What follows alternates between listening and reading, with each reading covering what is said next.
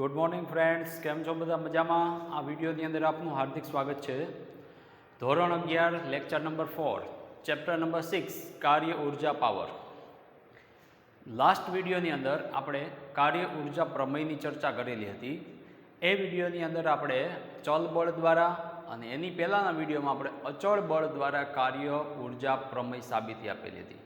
ત્યાર પછી છેલ્લા વિડીયોની અંદર આપણે સ્થિતિ ઉર્જા વિશેની પણ વાત કરી હતી કે કેવી રીતે સ્થિતિ ઉર્જા છે આપણને મળશે, અને તેના પરથી આપણે સ્થિતિ ઉર્જાનો ફેરફાર એ પણ આપણને કાર્ય જ આપતો હતો. એ જ વસ્તુને આપણે થોડીક અલગ રીતે દર્શાવવાની છે. તો બે પ્રકારની ઉર્જાઓ વિશે આપણે વાત કરેલી હતી. એમાંની આજે આવશે ત્રીજી ઉર્જા. બે કઈ? તો કે એક ગતિ ઉર્જા, જેને આપણે k બરાબર હાફ mv² વડે દર્શાવતા હતા, અને એક હતી સ્થિતિ ઉર્જા, જેને આપણે v બરાબર mgh વડે દર્શાવતા હતા. પણ એ બંને ઉર્જાઓનો આપણે જો સરવાળો કરીએ તો એ સરવાળો આપણને કંઈક ત્રીજા પ્રકારની ઉર્જા આપશે, અને એ ઉર્જાનું આપણે આજે સંરક્ષણ જોવાનું છે, અને એ ઉર્જાનું નામ છે યાંત્રિક ઉર્જા. તો યાંત્રિક ઉર્જાનું સંરક્ષણ થાય છે. સંરક્ષણ શબ્દનો મતલબ આપણને શરૂઆતથી ખ્યાલ છે કે સંરક્ષણ એટલે એવા પ્રકારની વસ્તુ કે જેમાં એ રાશિ છે એ બદલાતી ન હોય, મતલબ કે એ રાશિનું છે એ સમયની સાથે અચળ રહેવું, એ આપણને સંરક્ષણના નિયમ તરફ લઈ જાય છે. તો આ રાશિનું અત્યારે સંરક્ષણ થાય છે, એનો મતલબ આ રાશિ શરૂઆતમાં જેટલી હશે એટલી જ અંત ભાગમાં હશે, મતલબ કે સમય સાથે બદલાતી નથી. તો નામ અહીંયા ટાઇટલનું આપણું છે યાંત્રિક ઉર્જાનું સંરક્ષણ. હવે યાંત્રિક ઉર્જા ઇંગ્લિશમાં આપણે એને મિકેનિકલ એનર્જી કહીએ છીએ. યાંત્રિક ઉર્જા, તો યાંત્રિક ઉર્જાનો સિમ્બોલ આપણે E વડે દર્શાવશું. યાંત્રિક ઉર્જાને કેપિટલ E. જેમ ગતિ ઉર્જાનો સિમ્બોલ આપણને ખ્યાલ છે કેપિટલ K, સ્થિતિ ઉર્જાનો સિમ્બોલ આપણને ખ્યાલ છે કેપિટલ V, એવી રીતે યાંત્રિક ઉર્જાને આપણે કેપિટલ E વડે દર્શાવશું, જેમાં બંને ઉર્જાનો સરવાળો થશે, ગતિ ઉર્જા પ્લસ સ્થિતિ ઉર્જા. તો શરૂઆત કરીએ કે આપણે લાસ્ટ લેક્ચરની અંદર ગતિ ઉર્જાનો ફેરફાર, ગતિ ઉર્જામાં થતો ફેરફાર એટલે અંતિમ ગતિ ઉર્જા માઇનસ પ્રારંભિક ગતિ ઉર્જા, આ ડેલ્ટા કે બરાબર આપણે સમીકરણ જોયું હતું f of x into delta x, બળ ગુણાકારમાં સ્થાનાંતર, એટલે આપણને મળે કાર્ય, અને એ કાર્ય જેટલી આપણને ઉર્જા મળતી હતી, ઉર્જાના તફાવત જેટલું આપણને કાર્ય મળે છે. તો delta K equal to F of X into delta x, સમીકરણ નંબર આપણે એને 1 કીધું છે, એ આપણે આગળના પોઈન્ટની અંદરથી લીધેલી વસ્તુ છે.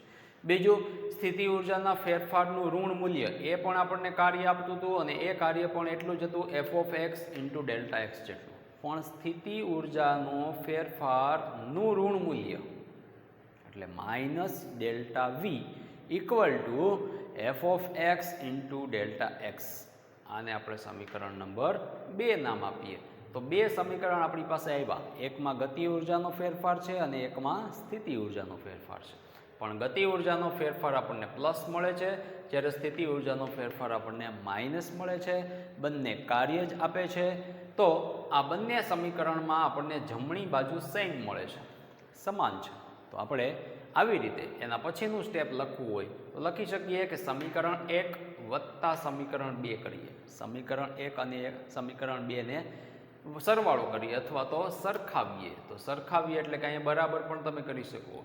સમીકરણ 1 અથવા સમીકરણ 2 બંનેનો સરવાળો કરતા અથવા તો બંનેને સમાન ગણતા, ઇક્વલ ટુ કરતા આપણને આ બે રાશિ છે એ કેન્સલ થશે.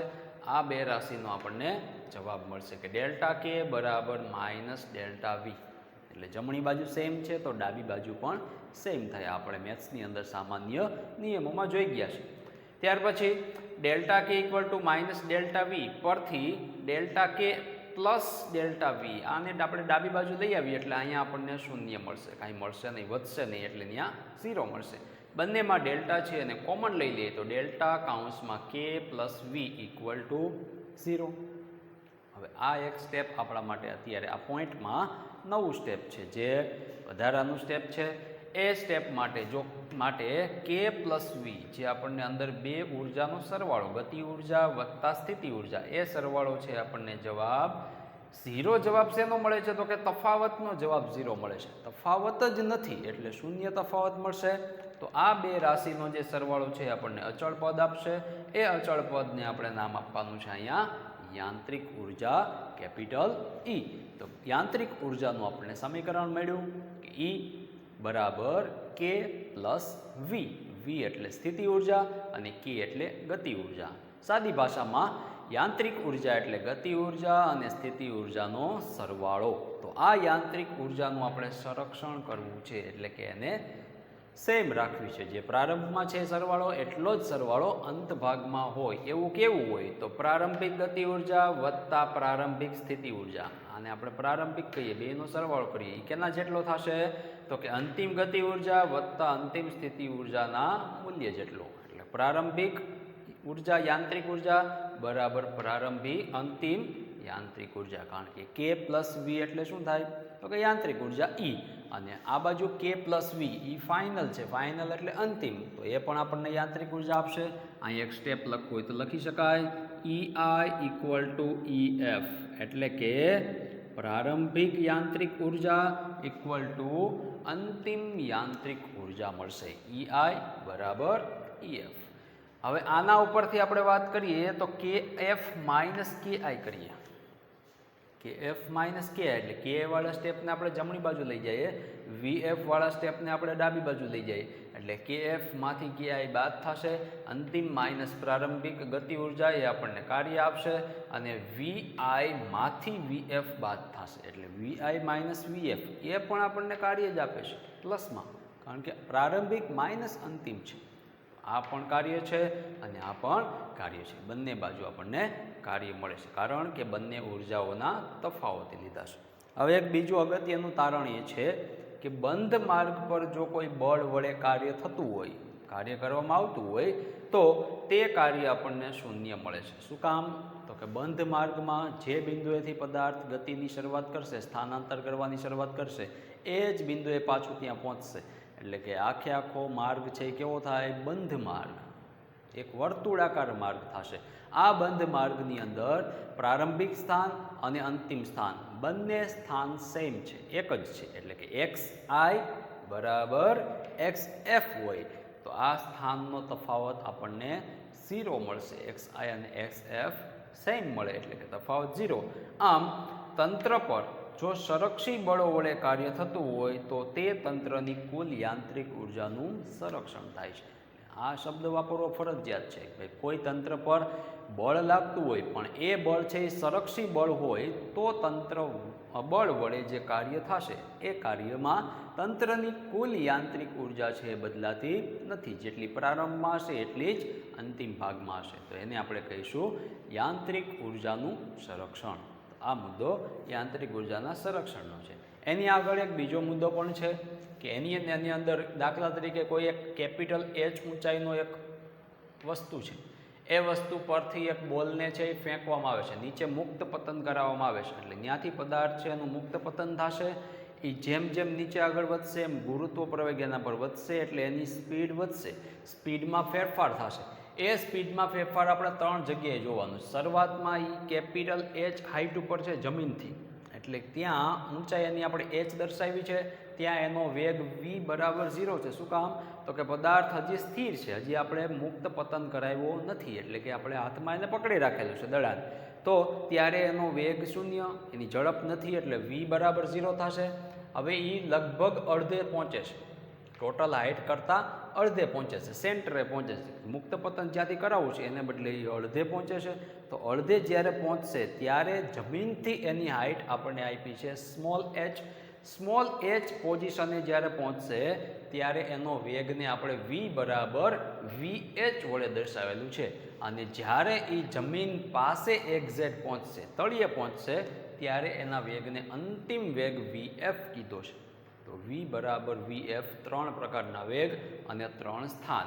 એમાં જે મેક્સિમમ સ્થાન છે હાઇટવાળું એને કેપિટલ H હાઇટ કીધી, મધ્ય સ્થાન છે એને સ્મોલ h કીધું, અને ગ્રાઉન્ડ ફ્લોર એટલે કે જમીન પાસે જે પોઈન્ટ છે એને આપણે નામ આપ્યું છે 0. એટલે કે 3 સ્થાન આપ્યા, પછી 3 સ્થાન પાસે આપણને વેગ આપ્યો, તો 3 જગ્યાએ આપણને કાંઈક યાંત્રિક ઉર્જા મળશે.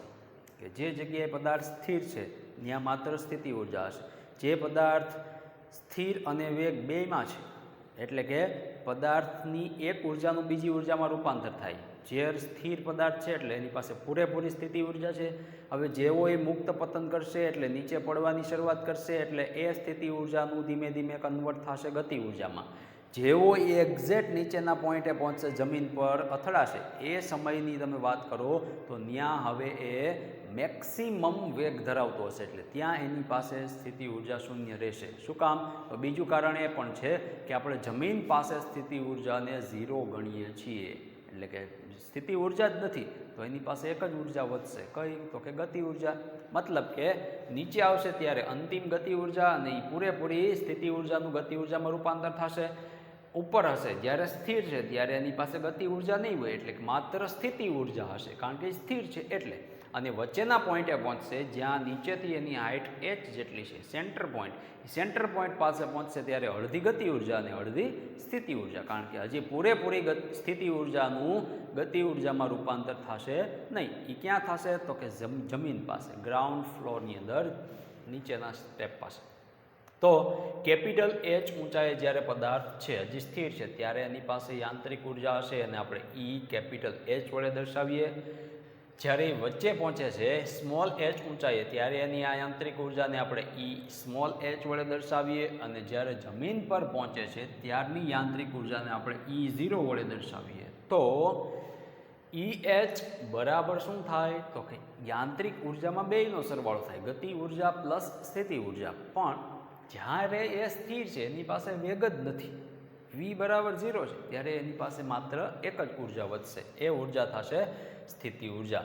તો યાંત્રિક ઉર્જા કેપિટલ H ઊંચાઈએ EH બરાબર શું મળશે? તો કે માત્ર સ્થિતિ ઉર્જા. અને સ્થિતિ ઉર્જાનું સૂત્ર આપણને ખ્યાલ છે mg અને હાઇટ એટલે અહીંયા છે કેપિટલ H. હવે આ પછી આગળના સેન્ટરવાળા પોઈન્ટ પાસે પહોંચો એટલે એની પાસે બંને ઉર્જાઓ હશે, સ્થિતિ ઉર્જા વત્તા ગતિ ઉર્જા. તો small E capital E small h એટલે h ઊંચાઈએ યાંત્રિક ઉર્જા બરાબર mg સ્મોલ h વત્તા હાફ mvh સ્ક્વેર કારણ કે વચ્ચે આપણે વેગ કેટલો લીધો છે? vh જેટલો એટલે vh સ્ક્વેર. અને ત્રીજું, જમીન પાસે એની પાસે યાંત્રિક ઉર્જા ટોટલ E0 જેટલી છે પણ એ કેટલી હશે? તો કે માત્ર ગતિ ઉર્જા જેટલી કારણ કે સ્થિતિ ઉર્જાનું પૂરેપૂરું ગતિ ઉર્જામાં રૂપાંતર થાય છે એટલે કે હાફ mvf સ્ક્વેર જેટલી મળશે. આ 3 ઉર્જા પરથી આપણે યાંત્રિક ઉર્જાનું સંરક્ષણ થાય છે એ આપણને ખ્યાલ છે કે યાંત્રિક ઉર્જા સંરક્ષણ થાય છે એટલે કે જે અંતિમ ઉર્જા હશે એટલી જ પ્રારંભમાં હશે. એટલે કે પ્રારંભ અને અંતિમની ઉર્જાઓ તમે સેમ ગણો યાંત્રિક ઉર્જાઓ. તો પ્રારંભિક ઉર્જા થાય EH અને અંતિમ ઉર્જા થાય E0 ગ્રાઉન્ડ ઉપર, જમીન પર. તો EH બરાબર જો તમે E0 લખો તો આપણી પાસે EHનું મૂલ્ય છે અને E0નું પણ છે એટલે કે mg કેપિટલ H બરાબર હાફ mvf સ્ક્વેર. એના પરથી આપણે vf સ્ક્વેર પરથી vને સૂત્રનું કરતા બનાવીએ તો પહેલાં અહીં m કેન્સલ થઈ જાય, 2 અહીંયા આવી જાય, 2gh બરાબર vf સ્ક્વેર. તો vf બરાબર થાય √2gh. આપણે આગળના લેક્ચરની અંદર આ સૂત્રની વિશે વાત કરી હતી કે આ સૂત્ર આપણે ચોથા ચેપ્ટરમાં પ્રક્ષિપ્ત પદાર્થના ગતિના કિસ્સામાં આવશે. પણ અહીંયા પણ આપણને એ જ મળી જાય છે કે 0 પાસે એટલે કે જમીન પાસે જ્યારે પદાર્થ પહોંચવાની ટ્રાય કરશે અથવા તો પહોંચવાનું હશે ત્યારે એ પદાર્થનો વેગ v બરાબર √2gh જેટલો હશે. h એટલે ક્યાંથી આવ્યો છે, કેટલી હાઇટ પરથી, એ હાઇટ m પદાર્થ એમાં આવતો નથી. 2 × g તો કોન્સ્ટન્ટ છે, ગુરુત્વ પ્રવેગ 9.8 ગુણાકારમાં 10⁸ એટલે 9.8 મીટર પ્રતિ સેકન્ડ સ્ક્વેર. આ ગુરુત્વ પ્રવેગનું અચળ મૂલ્ય છે એટલે તમારે 2gh છે અહીંયા વાપરવું પડશે. ત્યાર પછી સેન્ટર પોઈન્ટ અને આ મેઇન પોઈન્ટ એટલે કે સ્ટાર્ટિંગ પોઈન્ટ એ બંનેની તમે સાથે વાત કરો તો EH અને E સ્મોલ h બંનેને જો સરખાવો તો એના પરથી આપણને ડાયરેક્ટ મળશે કે VH સ્ક્વેર. આ બેને સરખાવવાના છે. એના પરથી મળશે VH square equal to 2g કાઉન્સમાં h minus h. તમે આ બે સ્ટેપ આના કરી શકશો. બેને સરખાવી, બે બાજુ ઇક્વલ કરી, m કેન્સલ કરી, g છે એ કોમન લઈ 2 × g કોમન આવશે, પછી h માઇનસ h વધશે અને VH બરાબર √2g into bracket h minus small h મળશે. આ બિંદુ પાસે જ્યારે સેન્ટરના પોઈન્ટ પાસે પદાર્થ પહોંચશે ત્યારે એ પદાર્થનો વેગ દર્શાવે છે.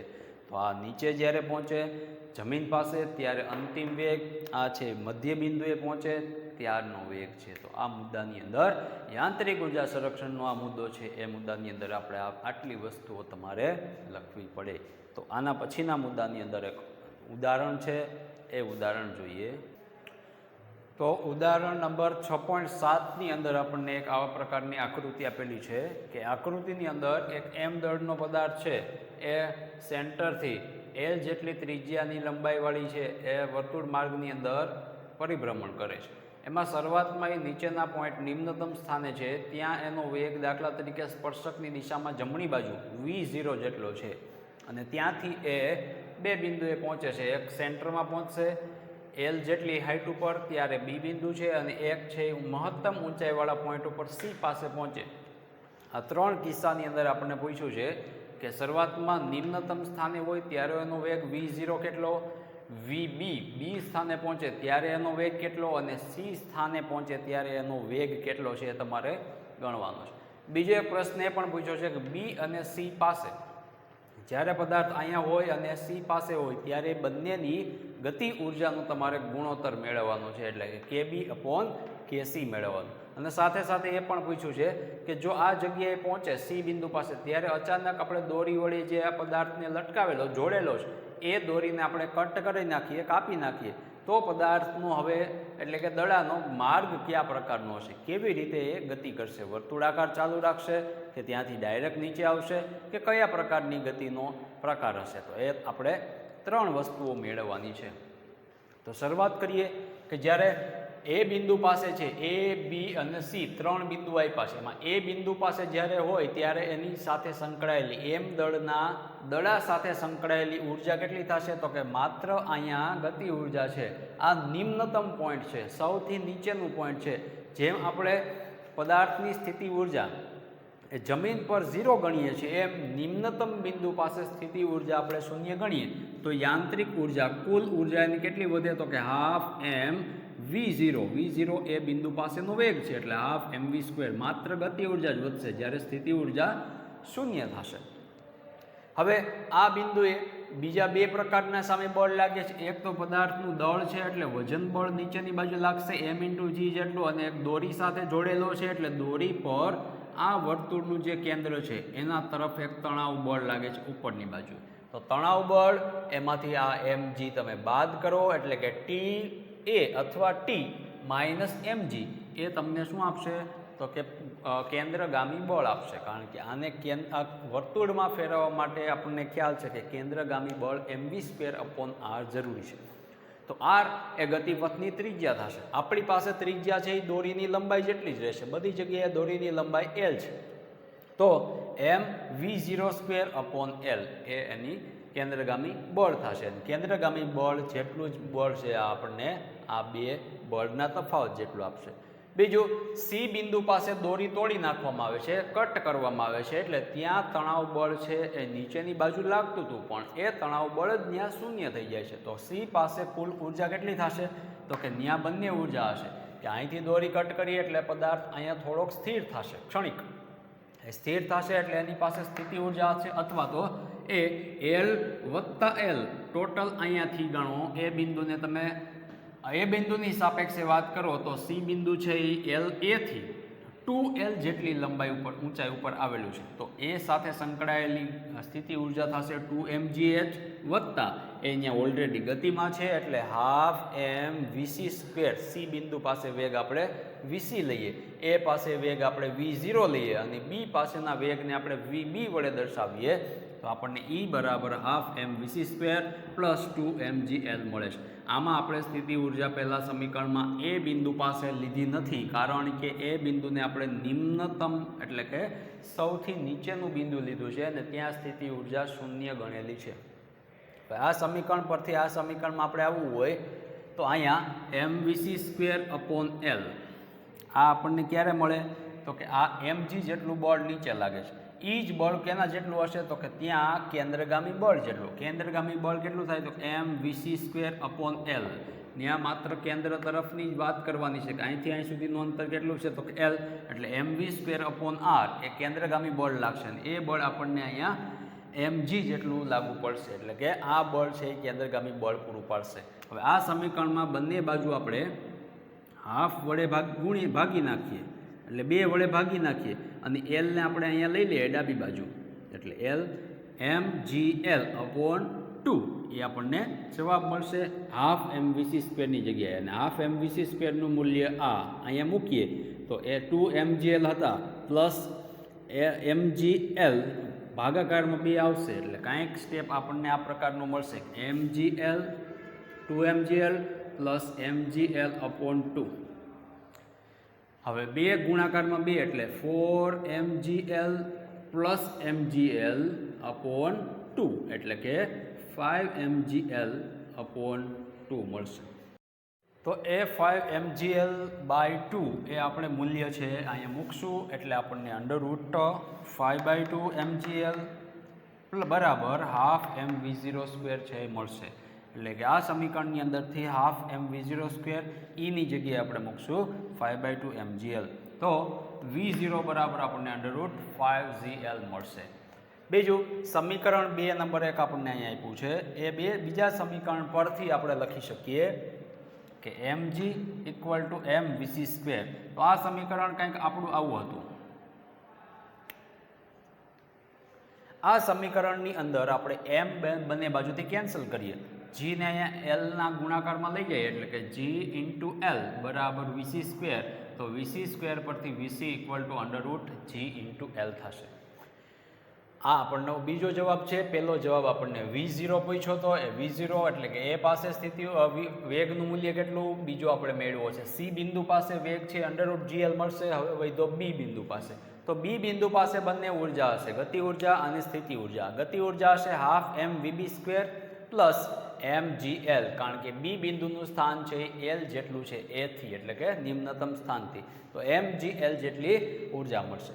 હવે આના પરથી આપણને v02 બરાબર 5gl આપણે અહીંયા લીધું છે, v02 બરાબર 5gl સમીકરણ નંબર 3 પરથી લીધું છે. હવે સમીકરણ 1 પરથી જઈએ તો ની જગ્યાએ આપણે શું મૂકી શકીએ, હાફ mv02, v02 ની જગ્યાએ 5gl મૂકીએ, એટલે half mv02 = half mvb² plus mgl આટલું લખી શકીએ.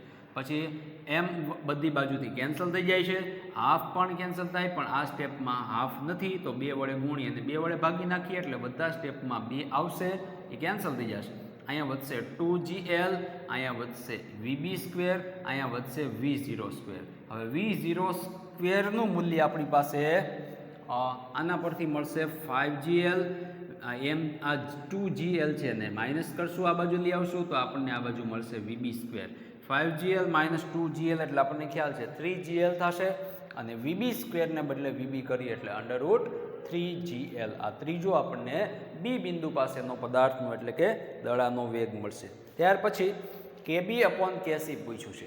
બીજો પ્રશ્ન એ છે કે b અને c બિંદુ પાસે ગતિ ઉર્જાના તમે સૂત્રો છે એનો ગુણોત્તર મેળવો. તો kb/kc બરાબર શું થાય, તો કે b પાસે ગતિ ઉર્જા એટલે હાફ mvb² છેદમાં હાફ mvc². એના પરથી હાફ કેન્સલ, m કેન્સલ, વધશે ખાલી vb²/vc². તો vb² આપણને મળે 3gl, vc² મળે gl. તો 3gl/gl, તો gl પણ કેન્સલ થઈ જાય, વધે 3/1 એટલે કે માત્ર 3. અને છેલ્લો એક પ્રશ્ન એ પૂછ્યો છે કે જ્યારે પદાર્થ c પાસે પહોંચે, દડો છે એ ગતિ કરતો c પાસે પહોંચે, ત્યારે અહીંયાથી દોરી કટ નાખવામાં આવે તો પદાર્થ એટલે કે દડાનો માર્ગ કયા પ્રકારનો હશે. તો એના માટે c બિંદુ પાસે દોરી છે એ ઢીલી પડે છે, એટલે અથવા તો કટ કરીએ છીએ ત્યારે, એટલે તે પદાર્થ ત્યાંથી જાણે કે પ્રક્ષિપ્ત ગતિ કરતો હોય એવો ગતિપથ પોતે ધારણ કરશે. એટલે ત્યાંથી કોઈ ઊંચાઈએથી આપણે પથ્થરને આમ ફેંકીએ અને એ પથ્થર આમ ઊંચાઈ પ્રાપ્ત કરી અને પછી નીચે પહોંચે, એવી રીતે એ પદાર્થ છે એ નીચે પહોંચશે. જેમ આપણે કોઈ ફૂટબોલને કિક મારીએ અને એ ફૂટબોલનો જે માર્ગ આપણને જોવા મળે, એ જ રીતે અહીંયા c બિંદુ પાસે પદાર્થ છે નીચે પડશે. તો આ વિડીયોની અંદર એક થિયરી અને એક આ ઇમ્પોર્ટન્ટ ઉદાહરણ છે એ તમારે તૈયાર કરવાનું છે. ઇમ્પોર્ટન્ટ ઉદાહરણ છે આ, મેક્સિમમ માર્ક્સની અંદર 4 થી 5 માર્ક્સમાં આ પ્રશ્નો છે, દાખલો છે, પૂછી શકાય છે. એટલે આ દાખલો તૈયાર કરજો. આના પછીનો નેક્સ્ટ મુદ્દો છે આપણે નેક્સ્ટ વિડીયો લેક્ચરની અંદર રાખશું. આવજો.